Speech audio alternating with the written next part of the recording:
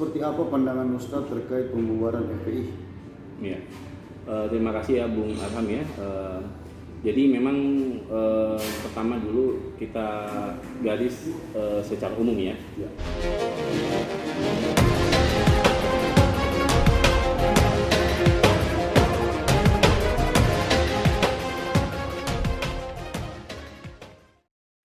Oke, salam baku dapah. Jumpa lagi dengan saya di Bitung TV Channel, ngobrol bareng Arham Licin. Seperti janji saya tadi bahwa di video sebelumnya kita akan membahas pro kontra terkait pembubaran salah satu ormas yang sempat viral, yaitu Front Pembela Islam atau FPI.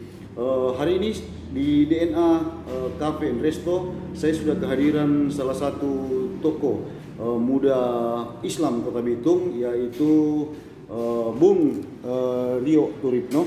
Biasa saya sapa Ustadz Rio. Assalamualaikum Ustadz. Waalaikumsalam. Selamat datang di Bitung TV Channel, ngobrol bareng Arham Licin nama kontennya. Jadi saya sudah bikin video tadi, saya sudah janji kepada penonton bahwa saya akan mengundang dua figur yang akan bicara sedikit terkait pembubaran FPI. Nah, Ustadz, apa kabar? Alhamdulillah baik. Oke, kita langsung saja, Ustadz. Seperti apa pandangan Ustadz terkait pembubaran FPI? Ya, terima kasih ya Bung Arham ya. Jadi memang pertama dulu kita garis secara umum ya, bahwa pada prinsipnya kami itu mendukung sepenuhnya upaya-upaya hukum yang dilakukan oleh pemerintah ya, kepolisian dan pihak-pihak terkait ya, dalam rangka penegakan hukum di negeri kesatuan Republik Indonesia ini ya. Itu yang pertama gitu.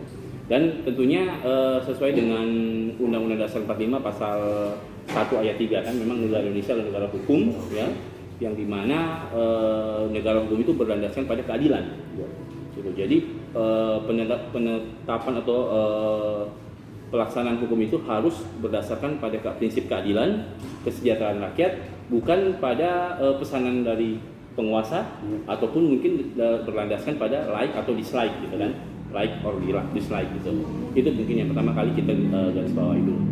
Nah, terkait dengan pembubaran FPI gitu, ada beberapa hal yang mungkin menarik untuk dikaji gitu ya.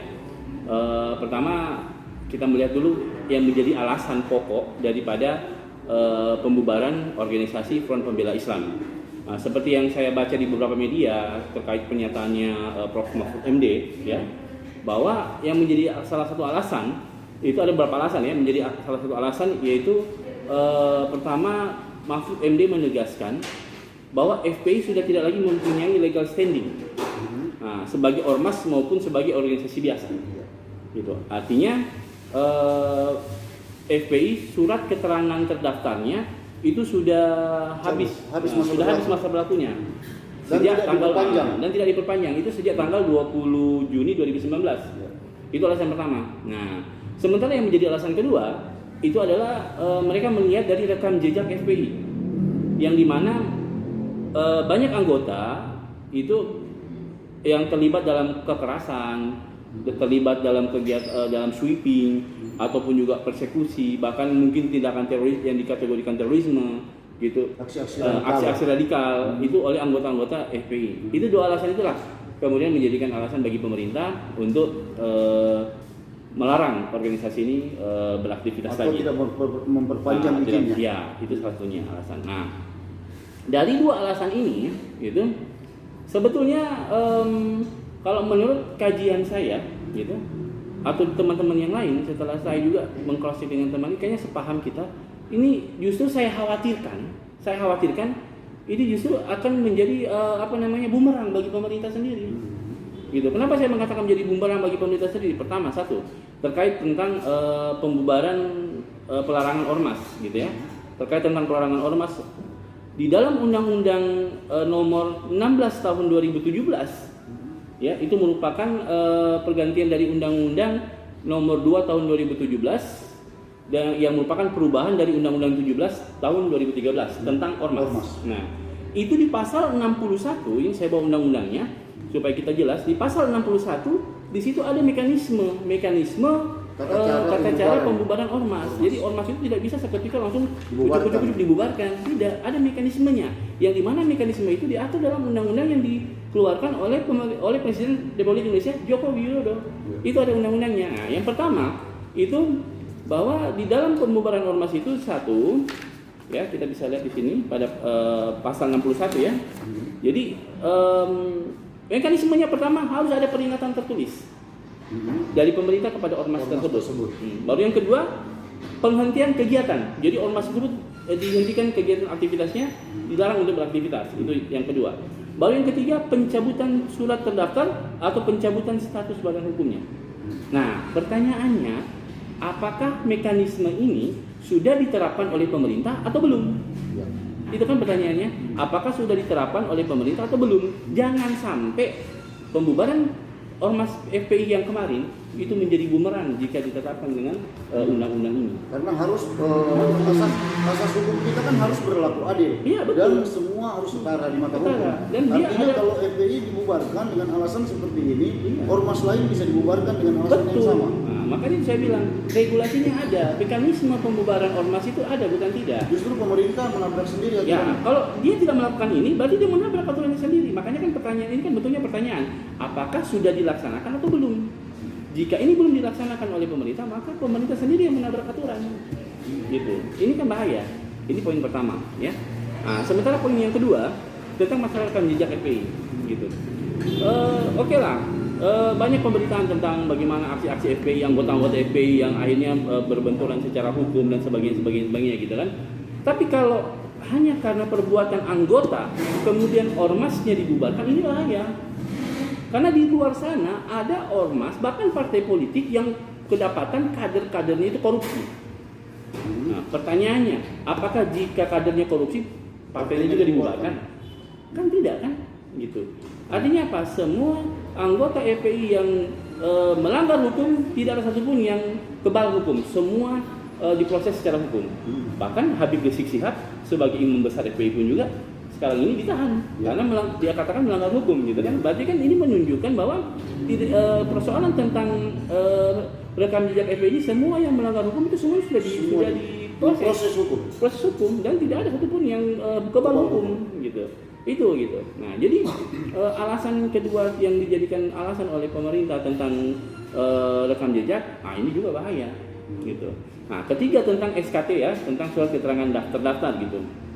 Memang benar, saya sudah cek dalam beberapa pemberitaan saya baca masa berlakunya atau SKT sudah daripada FPI sudah habis berlakunya sejak terhitung tanggal 20 Juni tahun 2019 kemarin.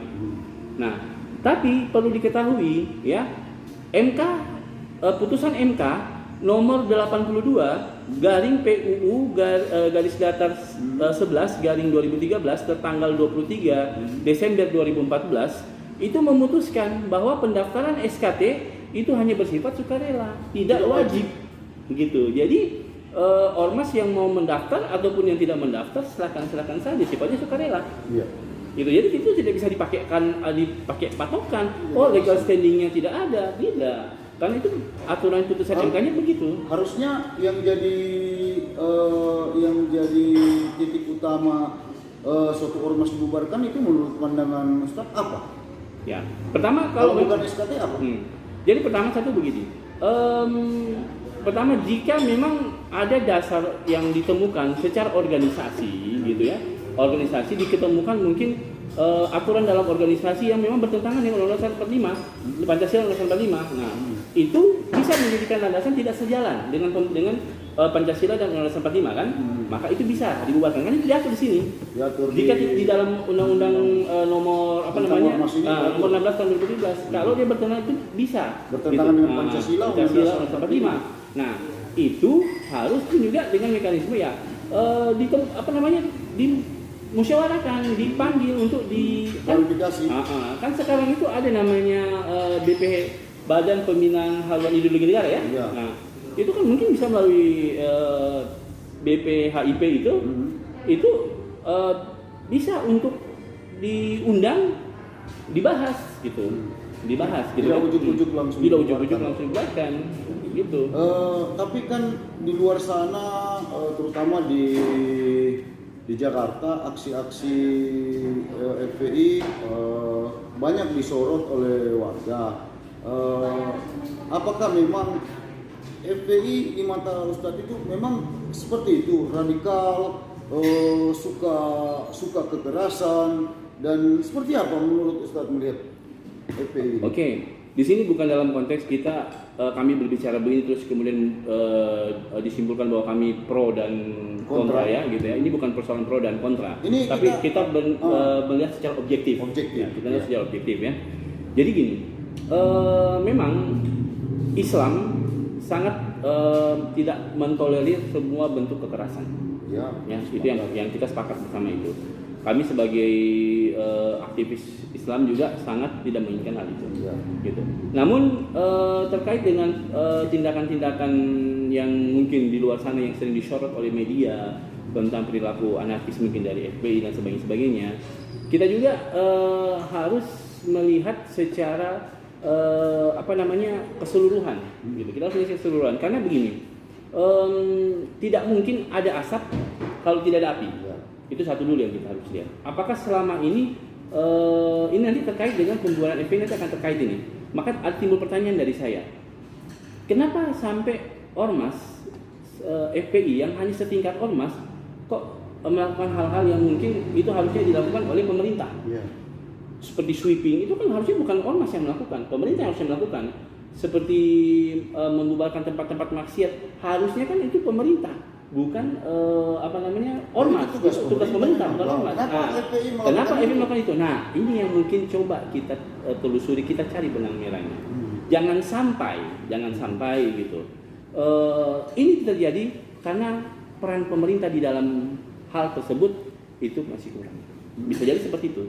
Sehingga perlu sampai menganggap bahwa karena pemerintah tidak mengambil peran itu, maka diambil oleh ormas FPI gitu. Sekarang pertanyaannya, bisa nggak ormas melakukan itu? Memang secara undang-undang dasar 45 memang tidak bisa. Nah, kenapa mereka melakukan itu? Nah, makanya itu selama ini kan kita baru mendengar sepihak gitu kan, mungkin dari ini. Tapi pernahkah kita mewawancarai ormas FPI? Saya dulu di Jakarta, Bung Arham, itu saya juga wartawan. Ya. Saya wartawan di majalah Tablik, Ya. di bawah naungan pimpinan pusat Muhammadiyah Majelis Taklim. Ya.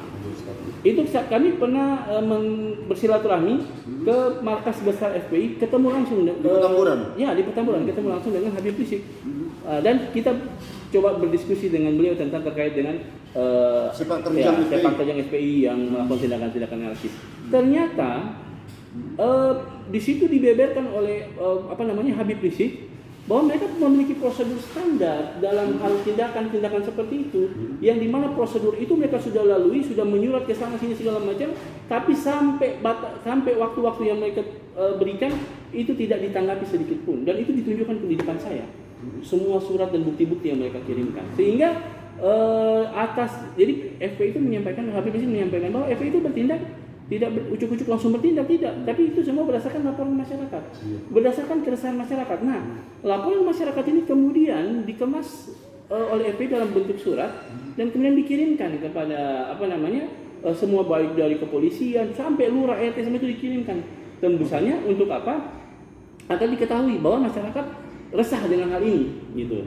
Nah, ditunggu 1-2 bulan itu tidak ditanggapi. Di surat yang kedua dilakukan surat yang sampai ketiga kali menyurat. Itu dijelaskan oleh Habib Rizik kepada kami.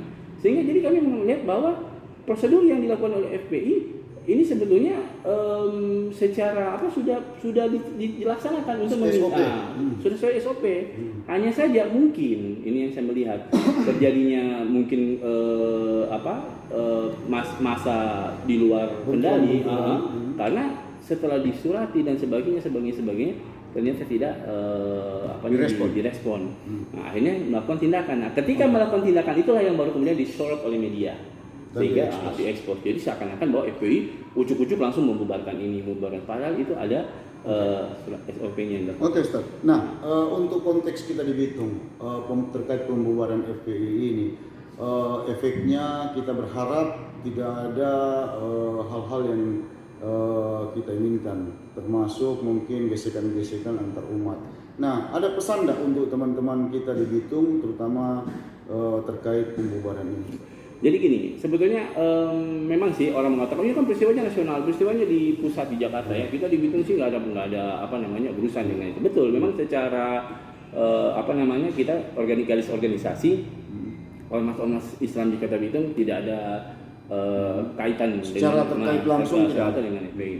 Tapi yang menjadi pusat perhatian saya ya, jikalau pemerintah tetap menggunakan alasan ini sebagai alasan pembubaran FPI dan kemudian dituntut pemerintah harus adil, maka yang saya khawatirkan akan banyak juga ormas di Kota Bitung ini akan harus dibubarkan. Karena tidak kasusnya sama. Iya. Saya mengatakan demikian karena saya pernah diskusi dengan Kepala Kisbangpol. Iya. Itu beliau mengatakan bahwa yang SKT-nya sudah mati banyak ini Pak Rio, belum mendaftarkan lagi. Nah, berarti harus mengalami hal yang sama dong kalau mau ikut sesuai dengan apa yang disampaikan oleh Pak Mahfud MD kan. Nah, ini akan berbahaya nantinya. Nah, itu yang saya khawatirkan.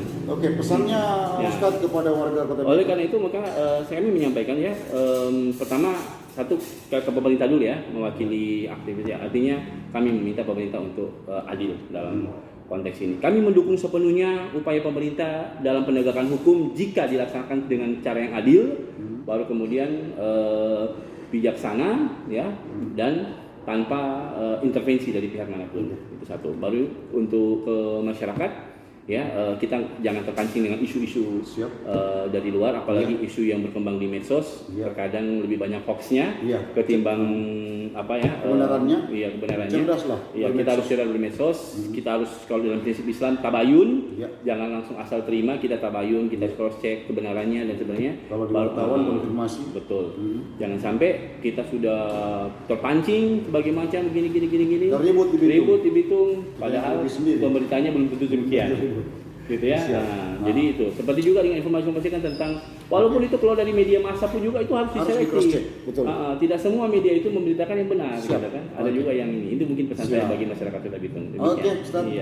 Makasih banyak sudah berbagi ilmu dan pikiran terkait persoalan ini. Semoga ini ada manfaatnya terutama untuk kita warga Kota Bitung. Insyaallah. Dan Bitung tetap damai, tetap aman, kita tetap beraktivitas seperti biasa, jangan terpengaruh dengan isu-isu negatif yang ada di sana, terutama di medsos yang tadi menurut Ustadz harus disaring lagi. Oke Ustadz, terima kasih atas kehadirannya di Bitung TV Channel, ngobrol bareng Arham Licin. Sekali lagi terima kasih, sampai jumpa di ngobrol bareng saya lagi di kegiatan yang lain atau di topik yang lain. Penonton Bitung TV Channel, itu tadi bincang saya dengan Bung Rio Turipno atau Ustadz Rio Turipno, salah satu aktivis Muslim Kota Bitung terkait pembubaran FPI. Semoga video ini bermanfaat. Jika bermanfaat, bagikan di media sosial kalian, dan jangan lupa yang belum subscribe channel ini, subscribe dulu. Saya Arham Licin dari DNA Cafe and Resto. Sampai jumpa.